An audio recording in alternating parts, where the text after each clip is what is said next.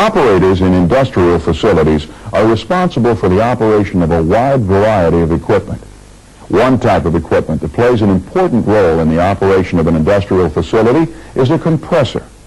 If a compressor fails, an entire operation can be affected. So operators need to be familiar with the compressors in their facility, know how to tell when problems arise, and also know what action to take in order to keep them operating properly. In this program, we'll take a look at how different types of compressors are used in industrial facilities. We'll discuss some typical compressed gas systems, and then focus on positive displacement compressors, their components, and how they work. We'll also take a detailed look at compressor operations, including startups, shutdowns, and see what to check when a compressor is in operation. Finally, we'll talk about some of the potential safety hazards involved with compressors and compressed gas systems, and discuss how operators protect themselves from hazards. Many different types of gases are likely to be used in an industrial facility. Among these gases are air, nitrogen, chlorine, hydrogen, and carbon dioxide. Each of these gases plays an important role in the operation of a facility. For instance, air can be used to operate valves and other control system devices. Air may also be used as a source of power for portable tools and equipment. Other gases may be used in various process systems as a raw material or for other purposes. In many cases, the gases used in an industrial facility come in a cylinder or other storage vessel and are under pressure, which enables them to be used in the facility. In other cases, gases must be pressurized within the plant before they can provide a useful function. This is where compressors come into play. Compressors are used to increase the pressure of gases to the point where they can be used in the facility. Depending on their design, compressors look and operate differently.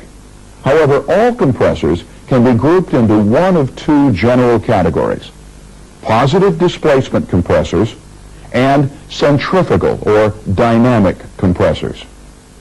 Positive displacement compressors work by trapping a certain amount of gas and forcing it into a smaller volume. The most common type of positive displacement compressor is called a reciprocating compressor.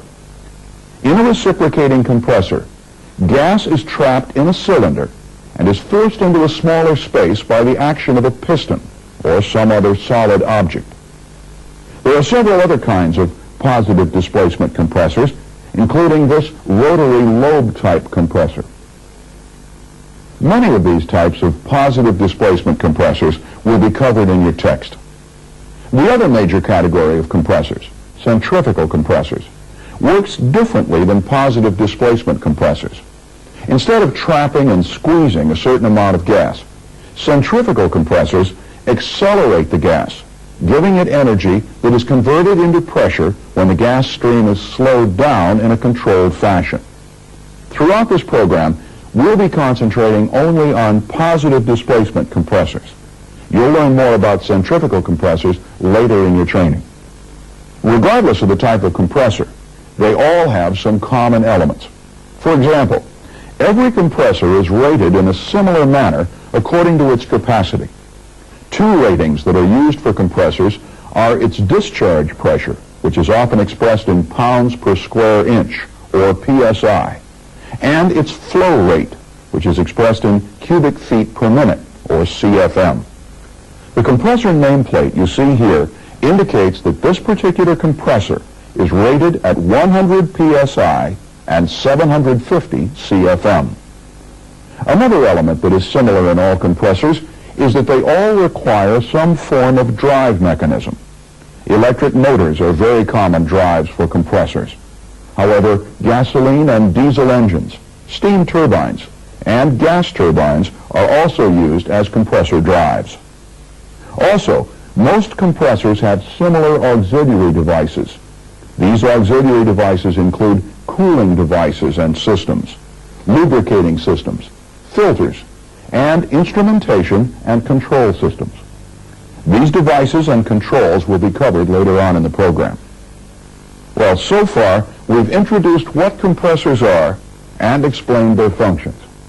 We also saw that compressors can be grouped into one of two general categories: positive displacement compressors and dynamic compressors. We also discussed how compressors are rated with regards to discharge pressure and flow rate. And finally, we looked at some of the different drives and auxiliary devices that are used with compressors. In the next part of the program, we'll take a detailed look at the different types of reciprocating compressors. But before we continue, let's pause so that you can review this material and answer the questions in your text.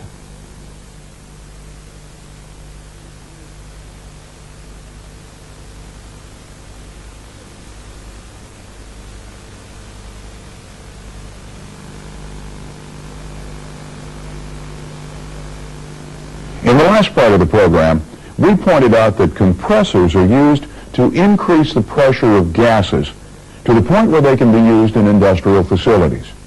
We also mentioned that industrial compressors can be grouped into one of two general categories: positive displacement compressors and centrifugal compressors.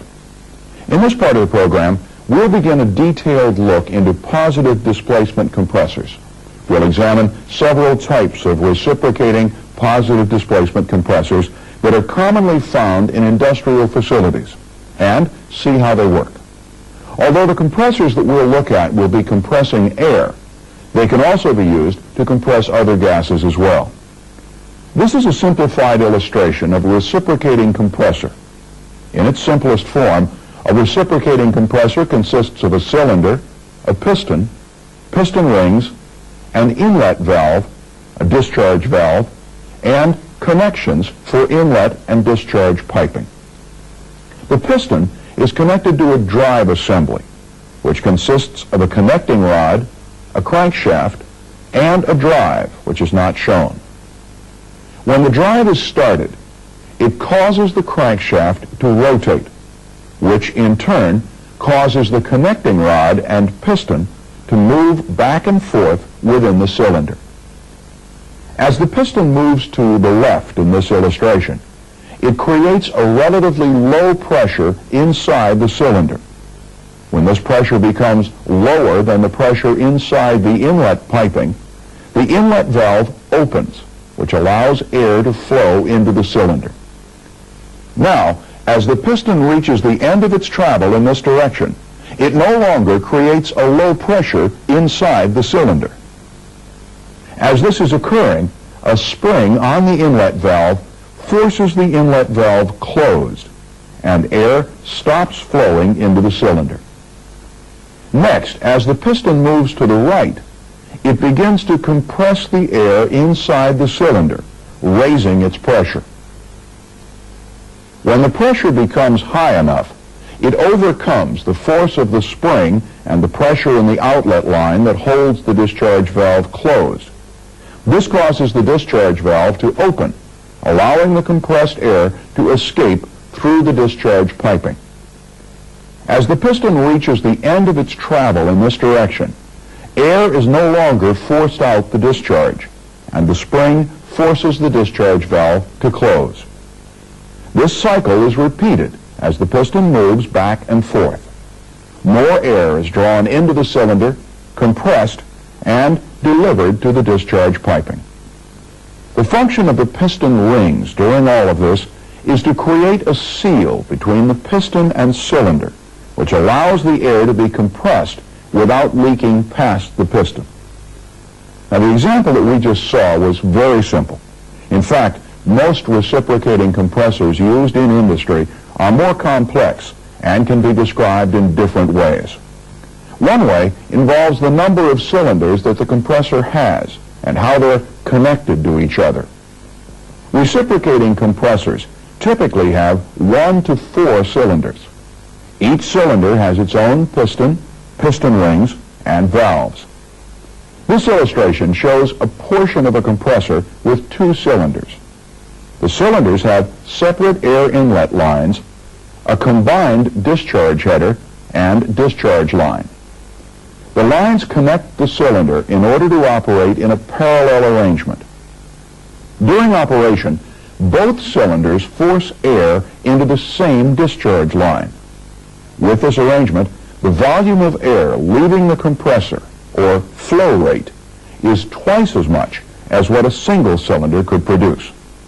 However, the pressure of the air as it's discharged is the same as it would be with a single cylinder compressor. Another way that a compressor can be described is by the number of stages it has. In this parallel arrangement, each cylinder draws air directly from the atmosphere and discharges it directly into a storage tank. This compressor is referred to as a single-stage compressor. However, in multi-stage compressors, the discharge of one cylinder is directed to the inlet of another. Higher discharge pressures can be obtained in this manner. In this arrangement, each cylinder is often called a stage. The air is compressed once in the first stage, and then it's compressed even more in the second stage. This two-stage arrangement delivers a lower volume or flow rate of air than a similar compressor that's set up in parallel, but the air is delivered at a higher pressure. Two-stage reciprocating compressors are frequently found in industrial facilities. Reciprocating compressors can also be described by their action. This particular example is referred to as a single-acting compressor. It compresses air only on one side of the piston. In a double-acting compressor, air is compressed on both sides of the piston. In this example, the piston divides the cylinder into two separate air chambers. You'll also notice that this type of compressor has inlet and discharge valves on both sides of the cylinder and a packing around the connecting rod. When the connecting rod moves to the left, this inlet valve opens, allowing air to enter on this side of the piston. At the same time, air that was compressed on the other side of the piston is discharged through a discharge valve over here. So while one side of the piston is drawing air into the cylinder, the other side of the piston is compressing air. This action essentially doubles the flow rate of the compressed air leaving the compressor. Another way to describe compressors are by their layout. A compressor's layout is determined by the physical arrangement of its cylinders. The example you see here is referred to as a vertical layout. As you can see, the cylinder is arranged in a vertical position. In a horizontal layout, the cylinder is arranged in a horizontal position.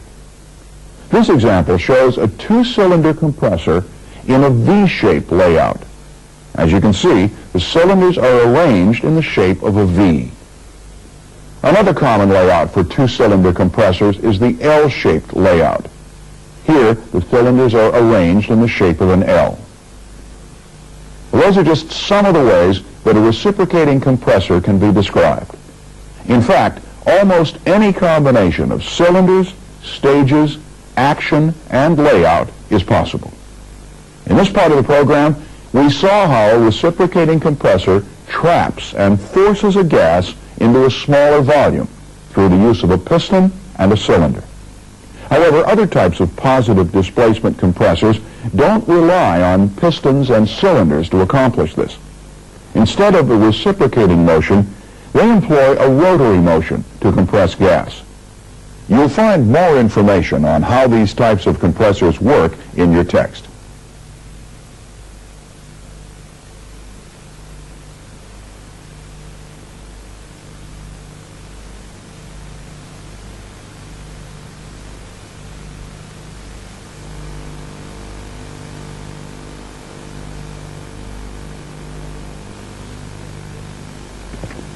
By now, you should have a basic understanding of the components of positive displacement compressors and the principles of their operation.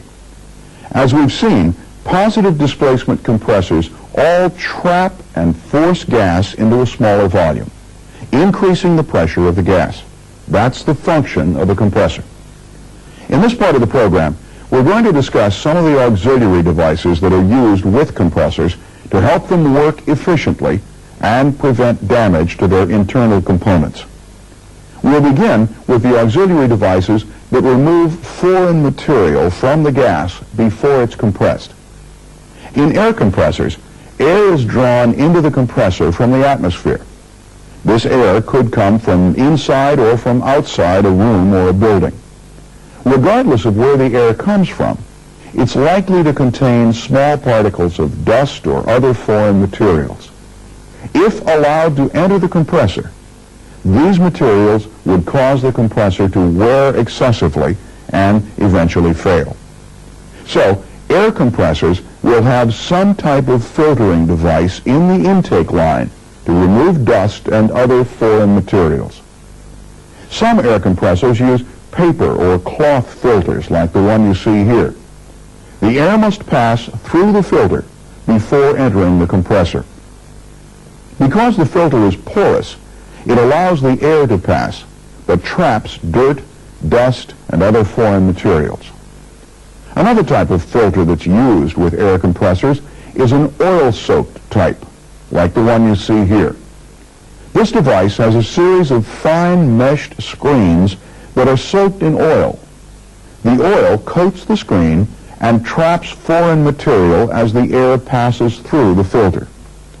In addition to removing dust from a gas before it's compressed, some auxiliary devices are used to remove excess heat that is created during the compression process. Heat causes two major problems in compressors. First, most compressors are oil lubricated. Excess heat can break down oil, causing it to lose its lubricating qualities. If this occurs, the compressor's internal components could be severely damaged. Secondly, as gases are heated, they tend to expand. Because compressors are designed to compress gases, this tendency to expand creates an additional force that a compressor must overcome. In other words, more work is required to compress a given amount of gas. Two techniques can be used to remove excess heat from compressors and compressed gases: air cooling and water cooling. Air-cooled compressors are easily identified by metal fins on their casings and cylinders.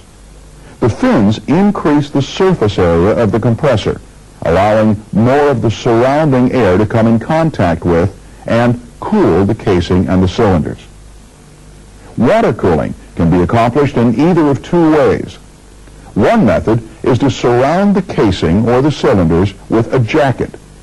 Water is circulated through the jacket, which cools both the compressor and the air inside it.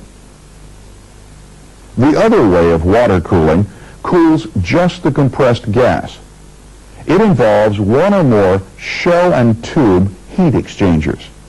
Depending on their location, these heat exchangers are classified as either intercoolers or aftercoolers. Intercoolers are generally used with multi-stage compressors. As you may recall, a multi-stage compressor is one that contains two or more cylinders, and the discharge from one cylinder is supplied to the inlet of the next cylinder. Intercoolers are typically located between the cylinders or stages in a compressor.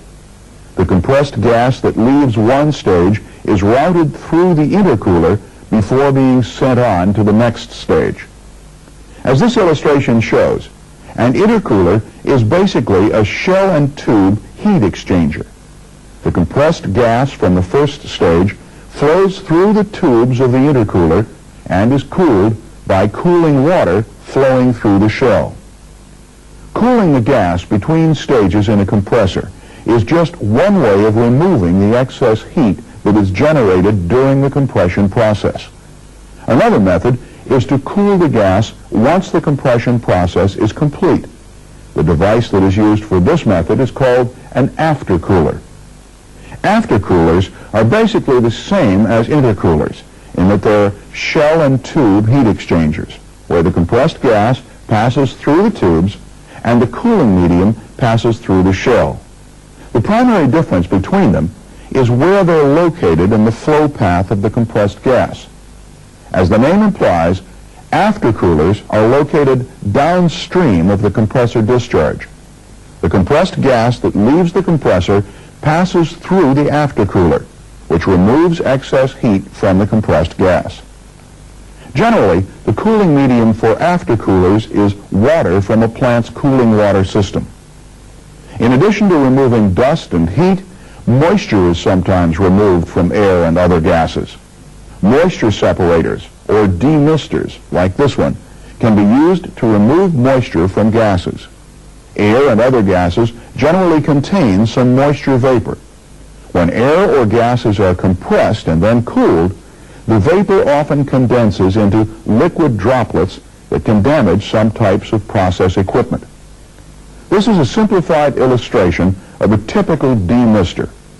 Its parts include a gas inlet line, a liquid outlet line, and a gas collector, which is connected to a gas outlet line.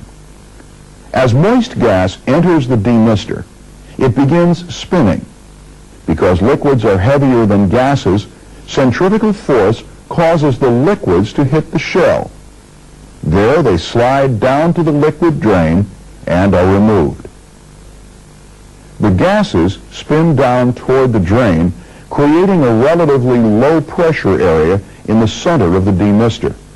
The gases then enter the low pressure area and spin up into the gas collector and out through the gas outlet. This action separates the moisture from the gases. Liquid can also build up in the gas sides of intercooler or aftercooler shell and tube heat exchangers. The liquid is often removed using drains. Most of the time, the drains operate automatically, but sometimes the liquid must be manually removed from the heat exchangers. How this is done will be covered when we discuss compressor operations later in this program. Shell and tube heat exchangers are used in some compressor lubrication systems along with oil filters and oil injectors that are often simply called oilers. As this simplified illustration shows, lubrication systems often have two functions. One part of the system, consisting of an oil pump, a filter, and a heat exchanger, provides cool, clean oil to lubricate the compressor's moving parts. The oiler, on the other hand, supplies a small amount of oil to the compressor cylinder. The oil lubricates the piston and cylinder and seals the space between the cylinder wall and the piston rings to keep air from leaking by the piston. This improves the compressor's efficiency. Also, the oil pump is shown as being outside this compressor. Frequently, however, it is located inside the compressor housing, and it starts automatically when the compressor is turned on. Oil is used in most compressors to lubricate and seal compressor piston rings. However, the oil must often be removed from the air that's discharged from the compressor. This is done by oil separators. We'll see how oil separators operate in the next part of this program. For now, though, review the material that we've just covered and answer the questions in your text.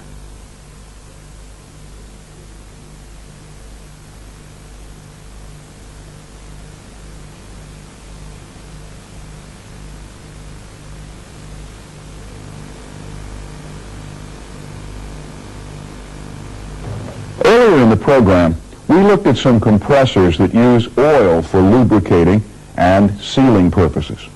We also mentioned that the oil is often removed by oil separators before the compressed gas is used by equipment in the facility. In addition to oil separators, other auxiliary devices play important roles in compressed gas systems. They include dryers, receivers, unloaders, and safety valves. Because of their importance, operators should be familiar with how each operates, as well as how each fits into the overall system. These are the things that we'll be looking at in the next two parts of the program. To begin, let's take some time to discuss oil separators. Basically, the purpose of an oil separator is to separate oil from compressed gases. Here's a simplified illustration of an oil separator. Its components include an inlet, a series of baffle plates, a wire mesh screen, a sump, and an outlet. Oil separators remove oil from compressed gases by passing the gas around a series of baffle plates. As the gas travels around the plates, it's forced to change direction rapidly. Since oil is heavier than the gas, the oil isn't able to make the change in direction as easily as the gas. This action causes the oil droplets to separate from the gas, collect on the baffles, and then fall down into the sump. As the gas then passes through the fine mesh screen, most of the small amount of remaining oil is trapped by the screen, where it collects, drains into the sump, and is removed from the separator. Then the relatively oil-free gas continues on through the outlet. Oil separators are effective in removing most of the oil that may be present in a compressed gas. Moisture separators, or demisters, which we saw earlier, can be used to remove water from a compressed gas. However, another device may be used in conjunction with a moisture separator if extremely dry gas is required. This device is called a dryer. One type of dryer that is commonly used is a desiccant dryer, like this one. A desiccant dryer uses desiccants, which are moisture-absorbing chemicals. Two desiccants that are typically used are silica gel and activated alumina. In this simplified illustration of a desiccant dryer, the desiccant is housed in two tanks. One is called the active tank, and the other is called the regeneration tank. There's also a gas inlet, a gas outlet, two heating coils, and two devices known as four-way or reversing valves. Although the two tanks are identified as an active tank and a regeneration tank, this dryer is set up so that both tanks can serve either function. That is, each tank can be either an active tank or a regeneration tank, depending on the position of the reversing valves. The reason for this setup is to allow one tank of desiccant to be regenerated while the other tank provides the drying function. In operation, as gas flows through the active tank, the desiccant absorbs moisture that may be present. The dry gas then leaves the active tank. Most of the dry gas leaves the dryer through the outlet. However, a portion of the dry gas is routed through the regeneration tank to help dry the desiccant inside it. The heating coil inside the regeneration tank is energized to heat the gas that's passing through the tank.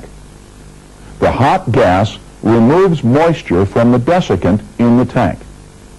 This action helps to dry the desiccant. The gas then leaves the regeneration tank and is treated or vented to the atmosphere. Desiccant dryers are generally controlled by a timer. The function of the timer is to allow one tank to be regenerated for a preset period of time. Then the timer changes the position of the reversing valves. This reverses the flow of air through the tanks so that the function of each tank is reversed. Now, the tank that has been regenerated is used to dry the air, and the other tank is being regenerated. Once a compressed gas is free from oil and moisture, it will have to be stored in a suitable container until it's needed in the facility. Typically, this is what a receiver is used for. Receivers are large tanks that store compressed gas. They supply this gas to the process systems when the demand is greater than the compressor can supply. So in effect, the receiver is a reservoir of compressed gas. In most facilities, the demand for compressed gases, such as air, varies greatly.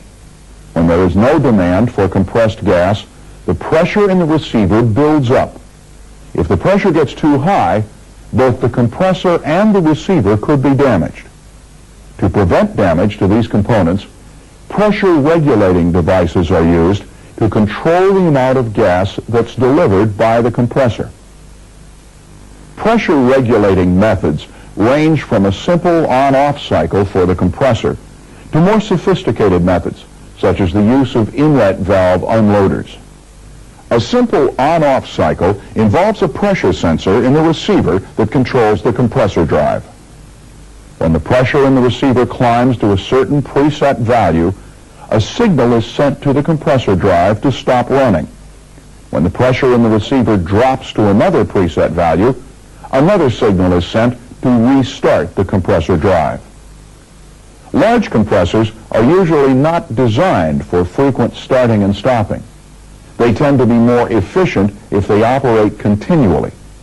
One device that is commonly used in larger compressors to prevent overpressurizing the receiver is an inlet valve unloader.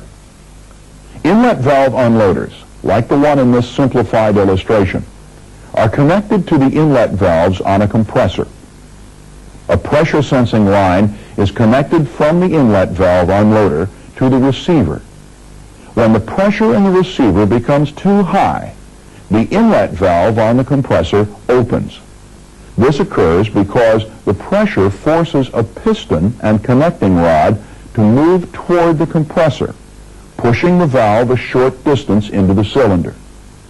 With the inlet valve continuously open, the air that enters the inlet is just pushed back out again and is not compressed. As soon as the pressure in the receiver has decreased to an acceptable level, the inlet valve unloader returns to its normal position and the compressor resumes normal operation. In addition to being opened by the pressure of the receiver, most inlet valve unloaders can be opened manually. Compressors that have inlet valve unloaders are usually started, unloaded, with the inlet valves open. This allows the compressor drive to come up to normal operating speed before actually starting to compress air. This helps to prevent undue wear and tear on the compressor and drive. As you've just seen, compressors generally have control systems that control the pressure of the discharged gas in a receiver. However, additional devices are used to prevent excessive gas pressure from damaging equipment. Safety valves are used for this purpose. Safety valves are devices that open to relieve excess gas pressure that might otherwise cause personal injury or damage plant equipment. Where safety valves are located depends on the design of the compressed gas system. This valve is located in the gas outlet line leaving the aftercooler. And here's one that's located on top of the demister. Well, in this part of the program, we've looked at some more of the auxiliary devices that are commonly used in conjunction with compressors. We discussed oil separators and dryers, which are devices that are used to remove oil and moisture from compressed gas. We also discussed receivers, which are used to store the compressed gas. And we looked at unloaders and safety valves, which are designed to control and relieve excess gas pressure in order to protect equipment from damage. In the next part of the program, we'll take a look at a typical compressed gas system to see how it's laid out and what components it consists of. But for now, let's pause so you can review your text and answer the questions on the material that we just covered.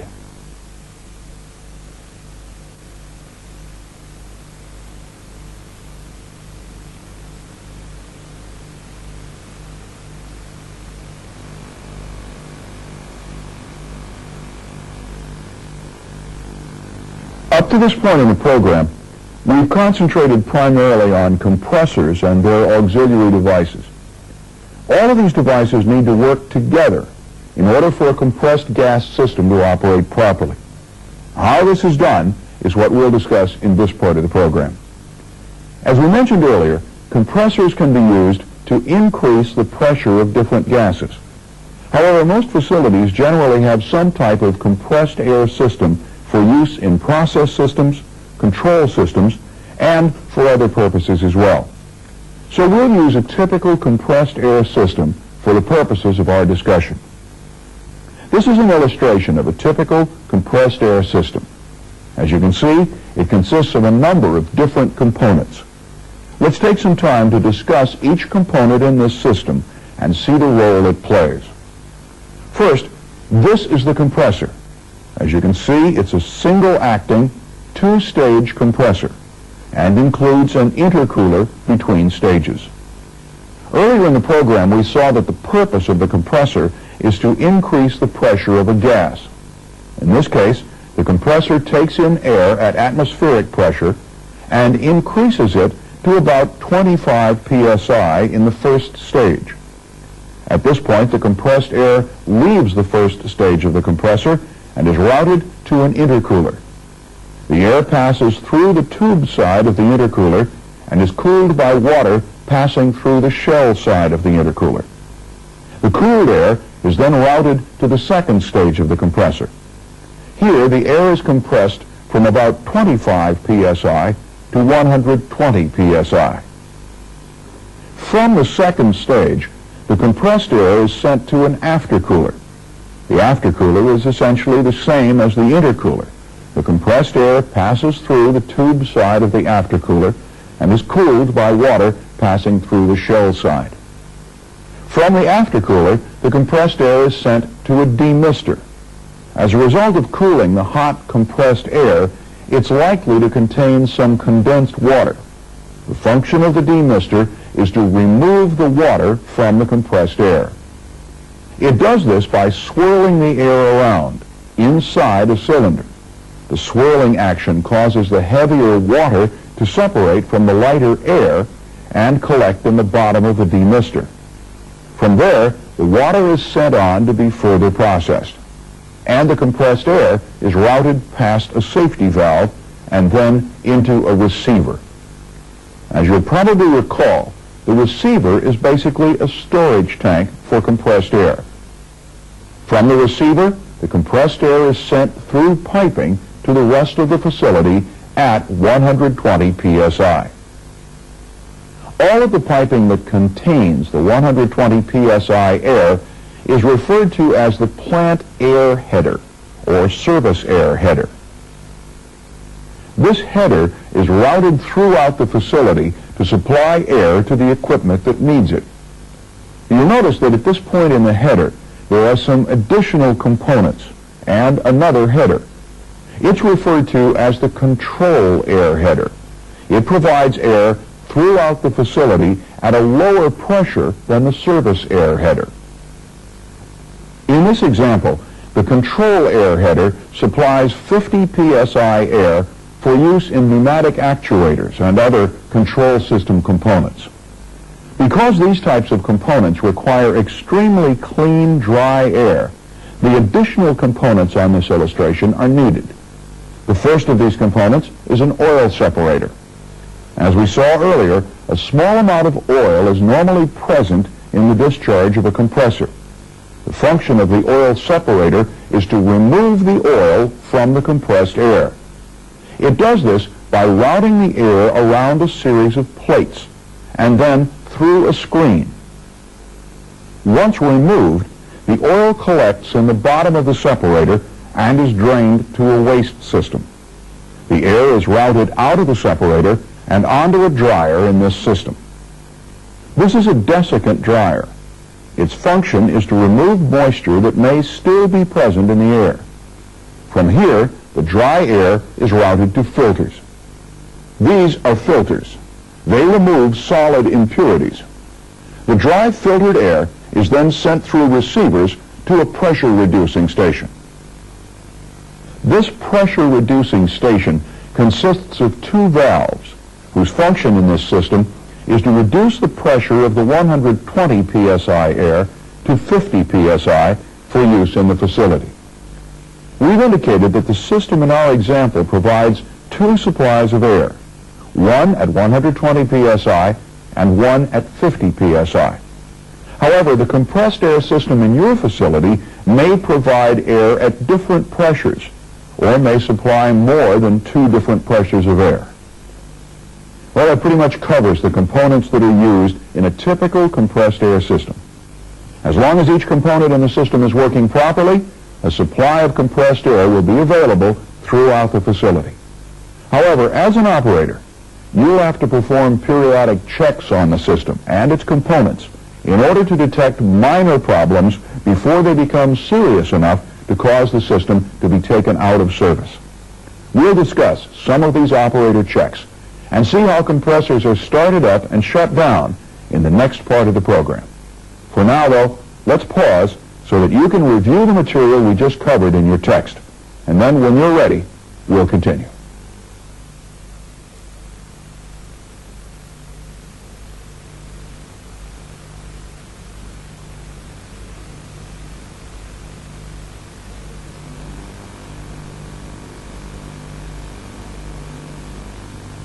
Now that you're familiar with the principles of positive displacement compressors and compressed gas systems, we can look at some of the steps that are involved in preparing positive displacement compressors for startup, the steps for actually starting them up, and the checks that should be made while they're running. We'll use a couple of compressors for a typical compressed air system as our example. Keep in mind, though, that these procedures may be slightly different from the ones used in your facility. So it's essential that you become familiar with your facility's specific procedures in order to ensure that your compressors and compressed gas systems operate efficiently. Almost all compressor systems include 2 or more compressors. Frequently, they're divided into main compressors and backup compressors. Main compressors supply air for the majority of the time. Generally, they're the most efficient compressors to operate. Most facilities also have a backup compressor, like this one, which can keep the compressed air system in operation while the main compressor is being worked on. We'll use both types of compressors in our examples. Compressors and compressed gas systems are generally very reliable and, for the most part, operate trouble-free. However, even the best compressor will have to be taken out of service from time to time for routine maintenance. And it's usually up to the operators to start the compressor back up once the maintenance has been completed. Before the compressor is actually started, it'll be necessary to take some steps to prepare the compressor and the system it supplies for a startup. One step that needs to be taken is to perform a valve lineup on the system to ensure each valve is in the proper position. Because most compressors use either intercoolers or aftercoolers, or both, you'll have to make sure that the cooling water is being supplied to the coolers. In this case, both are used. So the operator makes sure that the cooling water system is valved into the coolers. Next, the operator opens the intercooler drain to remove any water that may have collected there while the compressor was out of operation. Once the operator is sure that any water has been removed from the intercooler, the compressor is checked out. In this example, the drive is an electric motor. Here, he checks the cooling vent to make sure that it's not damaged or blocked with foreign material. Then the operator continues his checks. Compressors require some type of lubrication system, so one of the steps is to check for the proper amount of oil in the lubrication system. If the level is low, more oil will have to be added before moving on. Finally, the operator also checks the oiler. He checks for oil level and operates the oiler manually to make sure that it will deliver oil to the cylinders. Taking preliminary steps like these before starting a compressor is vital. If you were to start up a compressor without sufficient lube oil, for example, the compressor could be severely damaged. The steps we saw here are some of the ones that apply to a particular compressor. Chances are the actual steps you'll have to take for the compressors in your facility will be somewhat different. You'll need to check your facility's procedures to determine exactly what steps you'll need to take to prepare your compressors for startup. And once he's sure that all of the preparations have been taken, the operator can start up the compressor. To do that, he presses the Start push button on the control panel. This compressor loads automatically, so once it's running, he makes sure that the motor's ammeter reading returns to normal range, and checks the compressor for any abnormal indications. This includes checking the compressor's output pressure, listening for any abnormal sounds, and checking the oiler to make sure that it's operating properly. At this point, the compressor has been placed in operation and checked out to make sure that everything is in order. However, while any compressor is in operation, it will be necessary to check it periodically to ensure that no malfunctions have occurred that could cause the compressor or its support equipment to fail. Some of these checks include looking for normal readings on various gauges, such as lube oil temperature, cooling water outlet pressure and temperature, and the temperature of the air being discharged from the compressor. This compressor also has a lube oil pressure gauge that's checked routinely. In addition, the oiler should be checked for proper operation. As we mentioned earlier, compressors generally operate pretty much trouble-free. However, all compressors require routine maintenance from time to time, which requires the compressor to be shut down before the maintenance can take place.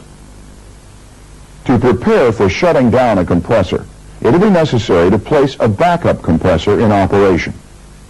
The steps involved are similar to the ones used to put the main compressor in service. When the backup compressor is in operation, the main compressor can be shut down and repaired.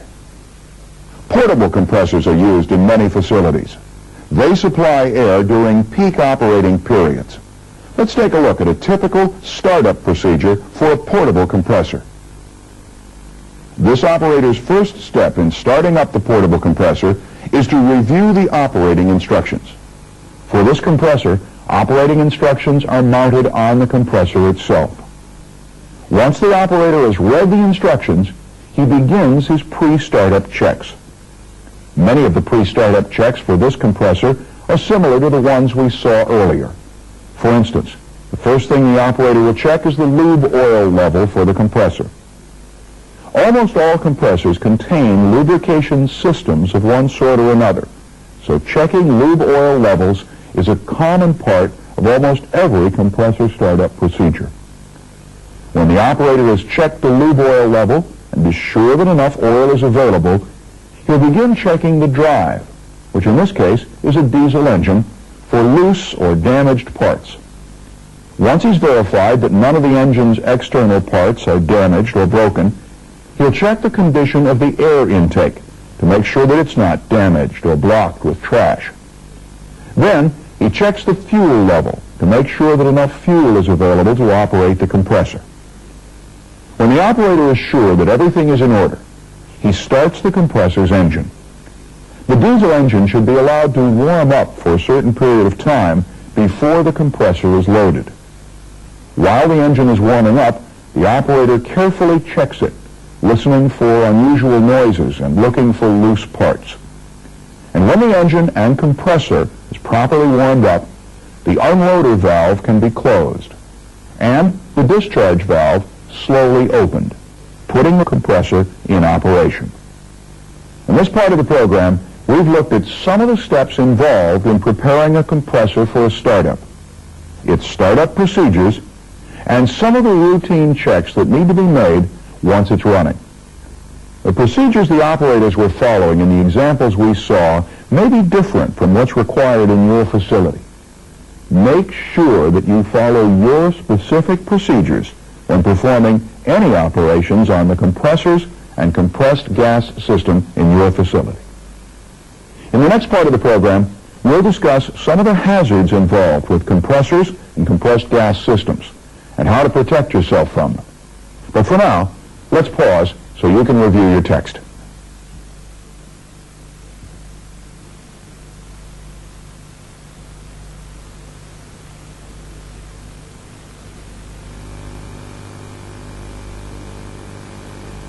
Industrial facilities are likely to contain materials and equipment that can be hazardous to personnel.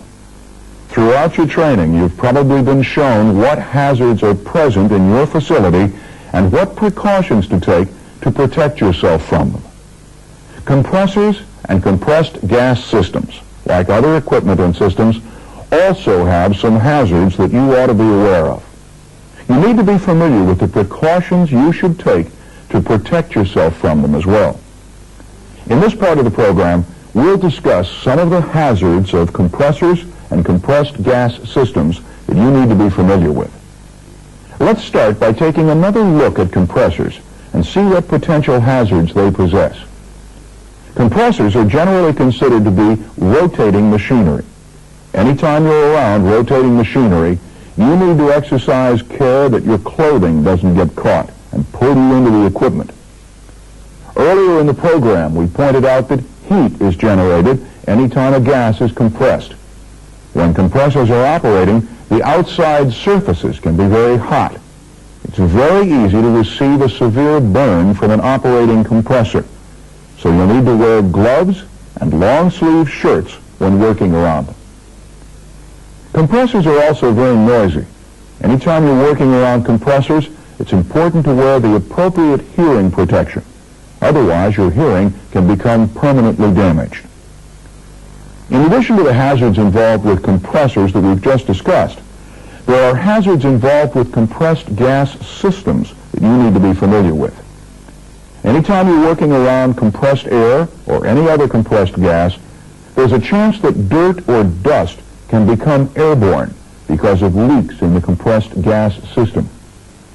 For this reason, it's a good idea to always wear eye protection when working around these systems. When using portable tools or rubber hoses with compressed air systems, make sure that the hose is in good condition. If a 120 psi air hose should part, it could whip about and strike you, causing serious injury. Some compressed gases are flammable or explosive. Never smoke or use flame or spark-producing equipment around one of these systems. A fire or explosion could result, causing serious injury to yourself and other personnel, and extensive damage to equipment and buildings. Other compressed gas systems may contain gases that are toxic and may require the use of a respirator when working around them. In addition, some compressed gas systems contain gases that displace air, thereby making it unsafe to breathe in that area. Harmful gases present in compressed gas systems are usually identified by warning signs to let you know that a hazardous gas is used in that area. In many facilities, it may be necessary to have the area tested for toxic gases before anyone is allowed to work in the area. Well, in this program on compressors, we've identified some of the different types of compressed gases that are typically required to be used in an industrial facility. We pointed out that gases generally must be under pressure in order to perform work in a facility's process systems or other systems, and that compressors are used to increase the pressure of a gas so that it may be used to do this work. We saw that there are two general categories of compressors that are used for industrial purposes: positive displacement compressors and dynamic compressors. And we discussed how each kind goes about compressing a gas. In the process, we saw that positive displacement compressors work by trapping and squeezing a certain amount of a gas into a smaller volume. We talked about compressor ratings that are used to describe a compressor's capabilities in discharge pressure and flow rate, and the different types of drives that are used to power a compressor. Then we discussed the components and principles of operation of positive displacement compressors and pointed out that reciprocating compressors are the most common type of positive displacement compressor used in industrial facilities. We also went into the different auxiliary devices that are used in conjunction with compressors, such as intercoolers, demisters, receivers, separators, dryers, and others. And we looked at what's involved in preparing a compressor for a startup and the steps for actually starting it up or for taking it out of service. Finally, we talked about the hazards that are involved with compressors and compressed gas systems and the types of protective equipment you may use. The majority of the information provided in this program was focused towards positive displacement compressors. If your facility uses dynamic compressors, you'll be given information on them a little later in your training. By now, you should have a basic understanding of how positive displacement compressors operate and the roles that they and compressed gas systems play in the operation of an industrial facility. You should take this basic information and use it to help you understand how the positive displacement compressors in your facility are used.